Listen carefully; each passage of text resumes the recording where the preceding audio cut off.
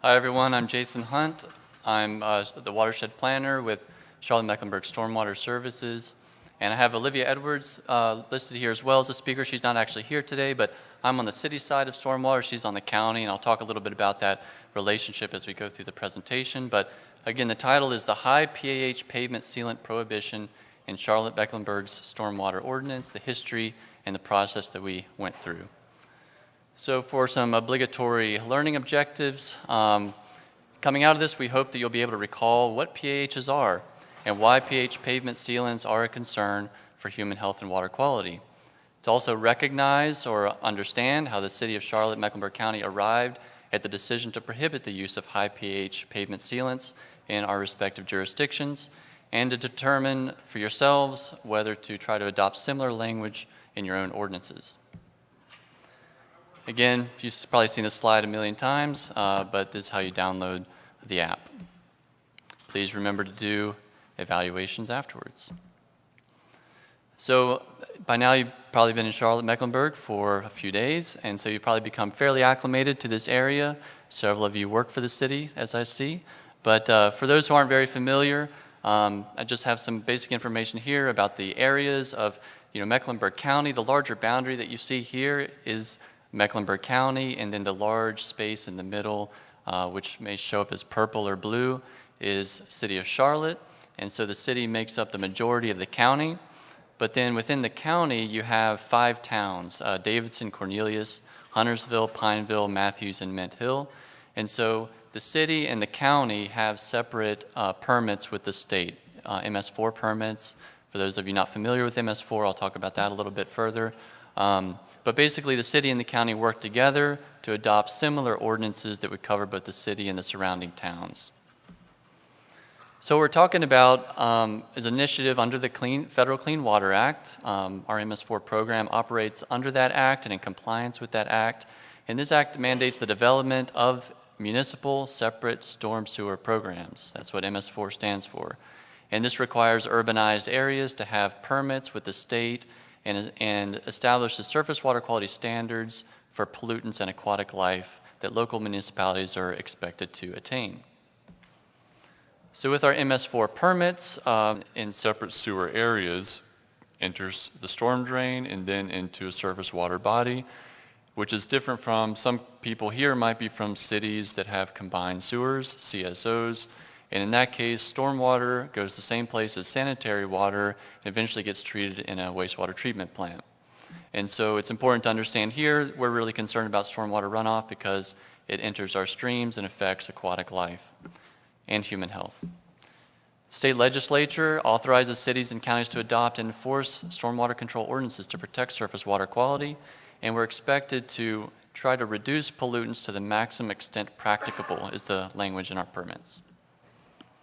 So, what are PAHs? There was another presentation on PAHs. I don't know how many of you all were able to attend it, but just for some background for those who didn't attend that stands for polycyclic aromatic hydrocarbons. And PAHs are a byproduct of incomplete combustion. There's approximately 200 different PAH compounds, and some are well-known human carcinogens. These are just a few of the 200 compounds with the chemical structures for people who like that kind of thing. So the sources of PAHs in the environment, when we find PAHs in the environment, there can be different sources, including industrial emissions and waste, home heating with fuel oil, wood, and coal, power plants, automobile exhaust, and pavement sealants. So pavement sealants, most of you are probably familiar, but after often parking lots are paved, sometimes, especially in commercial lots or apartment buildings, you'll see a shiny coat of sealant applied, mostly for aesthetic value. It makes the lot a little bit more blacker, more shiny, and to some more attractive. But over time, as cars drive over that surface, it breaks up the material, and then when it rains, that washes the material into the storm drain, and then that material gets into our waterways. And so I'm going to talk a little bit about how we became interested in this topic and why we decided to do a stormwater ordinance change to incorporate language about PAHs. So there's one year where we observed fish kills in Charlotte in 2 separate water bodies.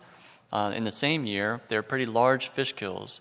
and we didn't immediately know what was causing them. We sent staff upstream of where these occurred to figure out if they could identify any potential cause. And in both of these cases, these fish kills occurred right downstream of recently sealed parking lots. So that was the first time that we were exposed to this issue, and we decided to do some research on pavement sealants to find out, is there an environmental concern related to them? So as we dug in, we found that there had actually been a lot of research done by the USGS, by the City of Austin, who's represented here today, and by others. And we found from that research that PAHs can be toxic to aquatic life. PAHs are in pavement sealants, and that's really the contaminant or the pollutant of concern that's of concern for human life and aquatic life. But it's toxic to aquatic life even 3 months after application from some research.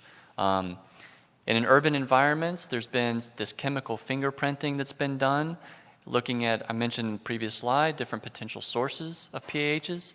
And when you look at those sources and you look at what kinds of PAHs are in each of those sources and what composition from different sources, and then compare that to what you find in the environment, some of those studies have shown that in urban environments in particular, pavement sealants tend to be the primary contributor of PAHs.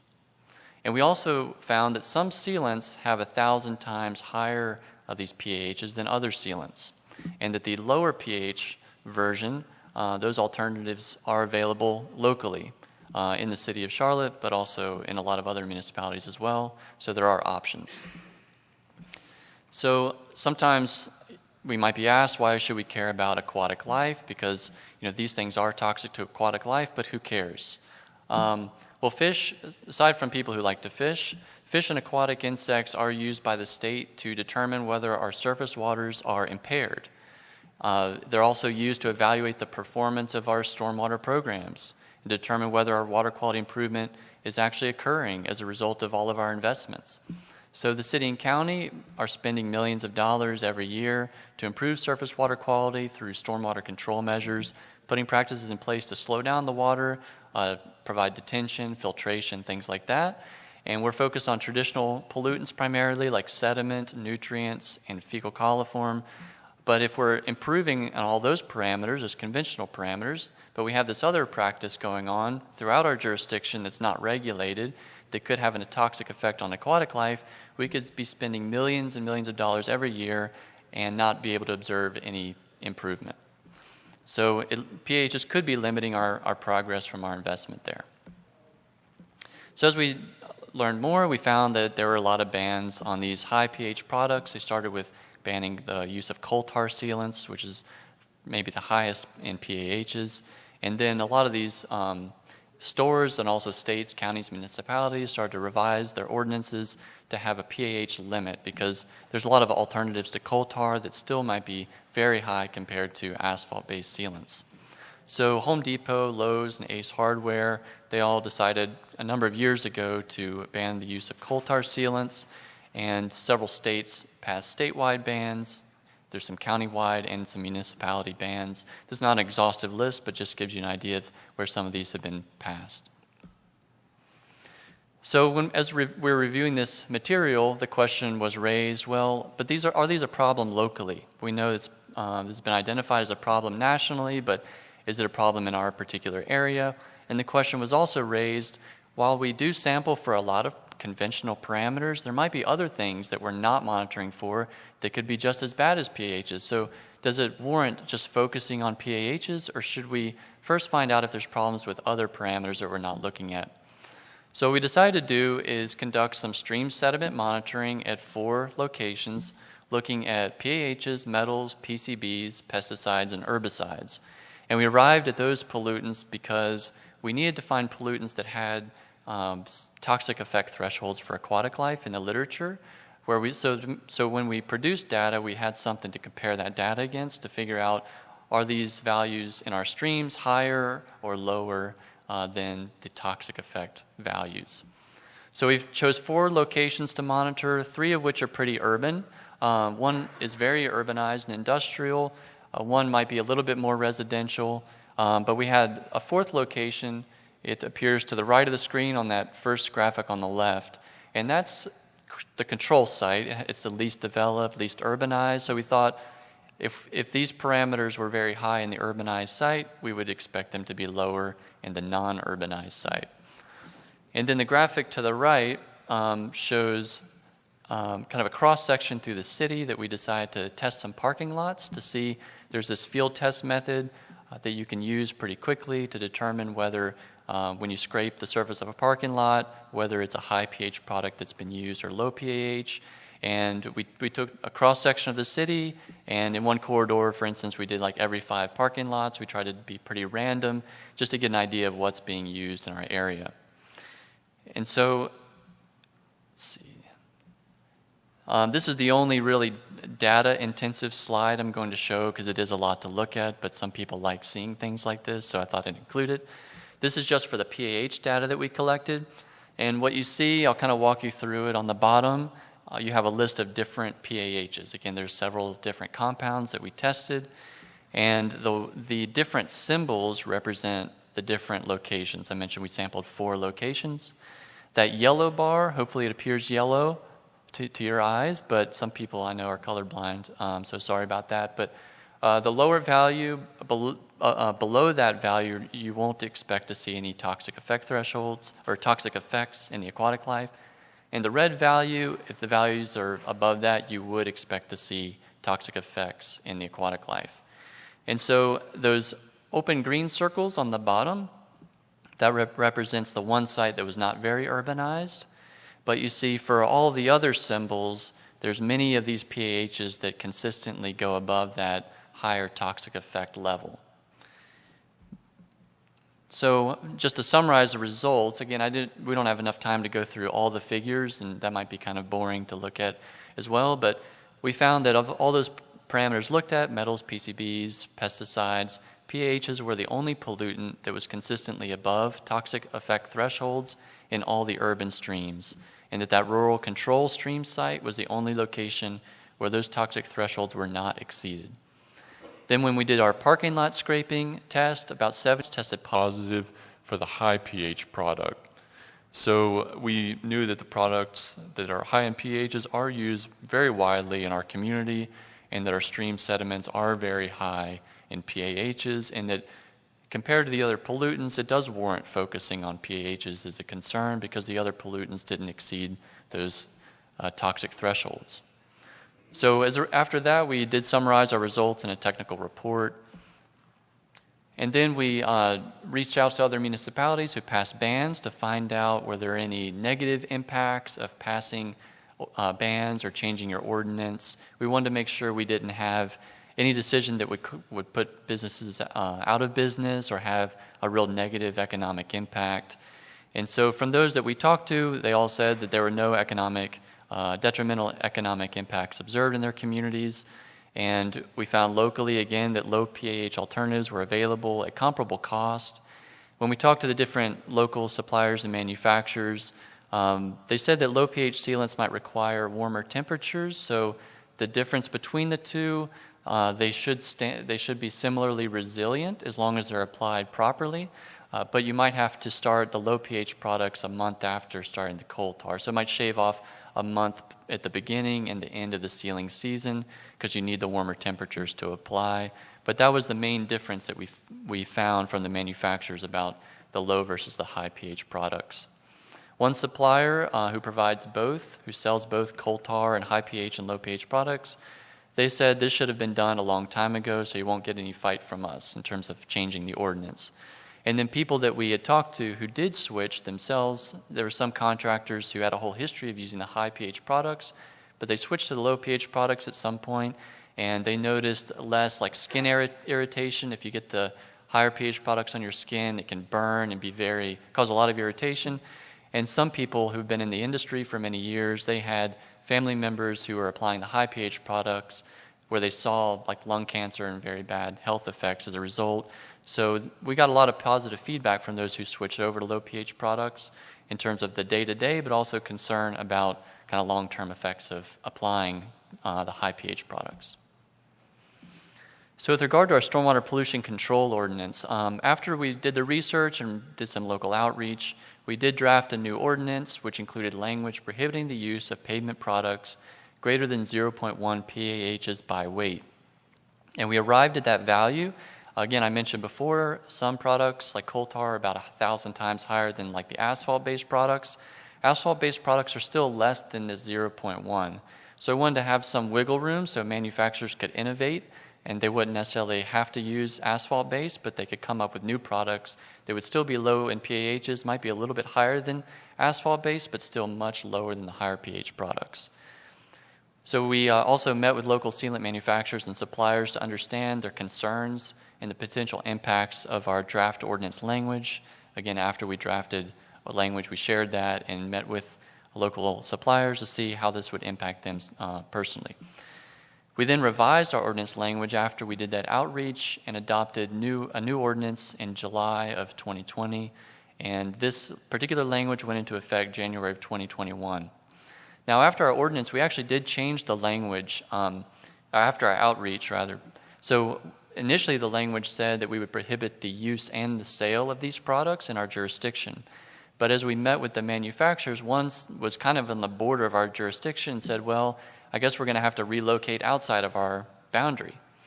And so, again, we weren't interested in having any kind of economic hardships result from this. And this particular supplier provides not just our jurisdiction, but to many jurisdictions outside of our own. So we thought that that would be exceeding our authority to say that they couldn't sell it to other jurisdictions in our jurisdiction. So we did take that information and agreed to revise our ordinance to say that you cannot sell it for use in our jurisdiction. And we did meet with some of the suppliers, and they said they would inform their contractors about this ordinance change and spread the word, because they also don't want unhappy clients. So if they sell product to a client, to a customer, a contractor that applies in our jurisdiction, and then they get in trouble, they might be upset with the supplier. So they have some vested interest in spreading the word to their customers. So we revised the language to reflect that information, and then conducted some education and outreach to inform contractors, suppliers, and property managers and other stakeholders about this change. We sent out a lot of mailers to churches and property management companies. A lot of those mailers, of course, end up coming back, but we put things out on social media. We put out bill inserts and things of that nature to try to spread the word as widely as possible. And we also produced these one-page summaries of what the ordinance change was about, so that the manufacturers and suppliers could send that out in emails to the people on their email chains. So our next steps is, conduct ongoing education and outreach, follow up with the suppliers to make sure they're continuing to keep contractors informed. We train some internal staff on 311 response. So again, I mentioned bill inserts went out, informing even the public about this, and things went on social media so the public's aware of this change. And so we ask, if someone's concerned, they see some sealing being done, and they call 311, we'd like the opportunity to go out and just see what product's being applied, just to make sure that the word is getting out and people know about the ordinance and the change that's taking place. And so we have staff trained on how to respond if they get a 311 call. They're equipped with a field test kit that they can use to see what kind of product it is. And we've been developing a list of products that we've lab tested ourselves and verified in terms of the pH content. And we've made that list available on our website so that people who want to have sealing done in our jurisdiction, they have a list of products that they know to be compliant with our ordinance. And we have a mechanism in place to test new products if new products are brought to our attention that could comply as well. So for enforcement, it seems like shot blasting or some kind of similar response is the only thing that would really be the best in this case. It's very expensive, so we hope we don't see any violations. But in cases of enforcement, the only real solution to that is to break up the material, vacuum it up, and dispose of it, and then seal over that with a low pH product. We haven't had any enforcement actions yet, but we do have some documents, protocols and stuff developed in case we do need to enforce. And then, since this is still fairly new in terms of an ordinance change, we plan to follow up. We haven't done follow-up monitoring yet, but we plan to return to the streams that we monitored before the ordinance to see if these values go down over time. And one of the first bans that were put in place was the City of Austin, and they did notice in their lake sediments a reduction in PAHs pretty soon after the ordinance was passed. So we'll probably, believe we're starting to monitor, do some post-monitoring this fall, and we'll continue to do some subsequent monitoring over the years to see the impacts of the ordinance on the PAHs. So with that, we probably do have a little bit of time if anybody has questions. Thank you all very much.